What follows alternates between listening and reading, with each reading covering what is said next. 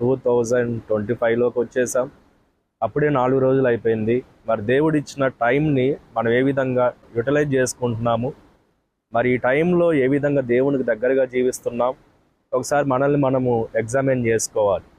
చాలాసార్లు మన సమయాన్ని అంతా కూడా వృధా చేస్తూ ఉన్నాం. సంవత్సరాలు గడిచిపోతూ ఉన్నాయి. దేవునికి దగ్గర అవ్వాల్సిన మనము దేవునికి దూరంగా పారిపోతున్న పరిస్థితులు కొన్నిసార్లు ఉన్నాయి కదా. అయితే ఈ 2025లో ప్రతి ఒక్క విశ్వాసి, ముఖ్యంగా క్రిస్టియన్ యూత్ తెలుసుకోవాల్సిన విషయం ఏంటంటే, మన ఫ్రెండ్స్తోని, మన రిలేటివ్స్తోని మనం ఎంత టైం స్పెండ్ చేస్తున్నామో మరి మనకు తెలుసు. కానీ అన్నిటికంటే ముఖ్యంగా మరి దేవునితో మనం ఎక్కువగా టైంని స్పెండ్ చేయాలి. ఎక్కువగా ఆయన వాక్యాన్ని చదవాలి.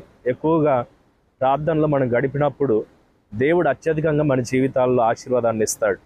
ఎందుకంటే ఎన్నోసార్లు మరణము నుంచి దేవుడు మనం తప్పిస్తూ వచ్చాడు. మరణము తప్పించుట యెహోవా వశమనేసి రాయబడింది.